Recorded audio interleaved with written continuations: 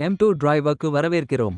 M2 driver app பயன்படுத்தி பயணங்களை எவ்வாறு மேற்கொள்வது என்று பார்ப்போம். முதலில் உங்கள் ஃபோன் நம்பர் பயன்படுத்தி லாகின் செய்யவும். நீங்கள் பெறும் OTP-ஐ உள்ளிடவும். இது உங்களை உங்கள் டிரைவர் டேஷ்போர்ட் அழைத்து செல்லும். அங்கு உங்கள் அனைத்து விவரங்களையும் நீங்கள் காணலாம்.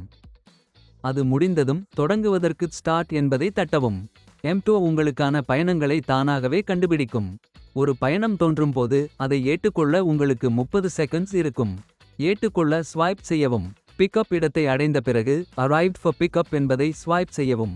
இந்த கட்டத்தில் பயணத்தை ரத்து செய்யும் விருப்பமும் உங்களுக்கு உள்ளது. லோடிங் நேரம் கீழே காட்டப்படும். ஒதுக்கப்பட்ட லோடிங் நேரம் முடிந்ததும் நிமிடத்திற்கு கூடுதல் கட்டணம் பொருந்தும். லோடிங் ஒதுக்கப்பட்ட நேரத்தை விட அதிகமாக இருந்தால் வாடிக்கையாளரிடம் அதற்கேற்ப கட்டணம் வசூலிக்கப்படும். லோடிங் முடிந்ததும் லோடிங் கம்ப்ளீட்டட் என்பதை ஸ்வைப் செய்யவும். இங்கே நீங்கள் கூடுதல் கட்டணங்களைச் சேர்த்து புகைப்படங்களை பதிவேற்றலாம். பின்னர் பிக்கப் OTP என்பதை கிளிக் செய்து அதை உள்ளிடவும். உங்கள் பயணம் தொடங்கும். நீங்கள் விரும்பினால் வழிசெலுத்தல் ஐகான் கிளிக் செய்வதன் மூலம் கூகுள் மேப்ஸ் அணுகலாம்.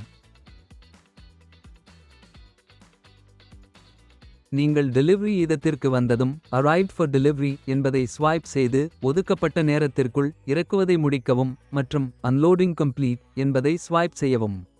ஒதுக்கப்பட்ட நேரத்தை விட இறக்குதல் அதிகமாக இருந்தால் வாடிக்கையாளரிடம் அதற்கேற்ப கட்டணம் வசூலிக்கப்படும்.